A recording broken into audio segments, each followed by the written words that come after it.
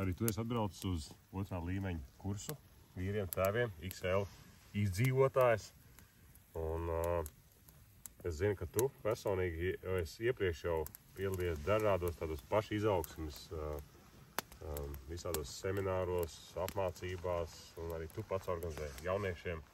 Un tu esi tāds, kas saka, pat dzīvi cilvēks, vīrietis, kurš visu laiku turpina augt un attīstīties. Un tāpēc man jautājums arī tev ir, kāpēc tu atbrauc?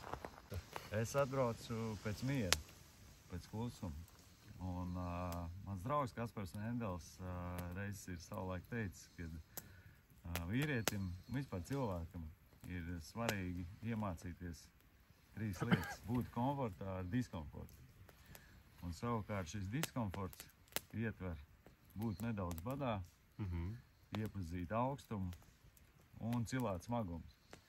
Un no savas puses es gribētu pievienot arī 4. lietu, kas mūsdienās faktiski jau ļoti daudziem ir diskomforts. Jā. Tas ir klusums. Jā. Daudz klusumu. Un es atbraucu pēc klusuma, jā. Kāpēc? Kas notiek klusumā? Klusumā mēs pārslēdzamies. Mēs pārslēdzamies no ārējās pasaules uz iekšējo.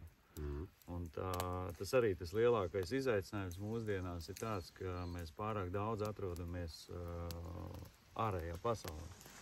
Mūsu prāts ir orientēts uz notikumiem, uz cilvēkiem, mūsu apkārt, uz mūsu atbildībām, uz ģimenēm, uz bērniem. Informācija, jā. Un mums nepietiek laika būt pašiem ar sevi.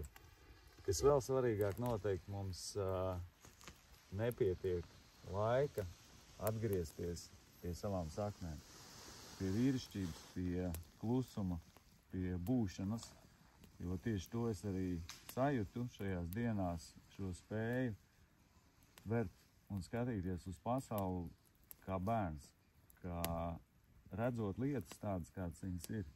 Es ieraudzīju kāju debesīs, un tā man nosimbolizēja brīvību. Un brīvība nozīmē darīt tās lietas, kas tev sagādā baudu. Brīvība arī finansiālā, brīvība tavām izvēlēm. Un, manuprāt, šajā laikā vispār brīvība kā tāda ir ļoti svarīga, gan kopā mums par valsti runājot. Es šeit saklausīju dažus ļoti labus ieteikumus, kurus gribētu ieviest arī savā dzīvē ar saviem bērniem, ar sievu. Un, protams, tu pārdomā visas šīs lietas gan par vecākiem, gan par attiecībām. Jā. Rastu atbildes uz tiem jautājumiem, kuri ir svarīgi. Katram, kas ir svarīgs. Jā, katram, kas ir svarīgs. Jā. Lauskar, nu tad tiekamies jau 3. izstāru līmenī, ne? Tiekamies. Jā.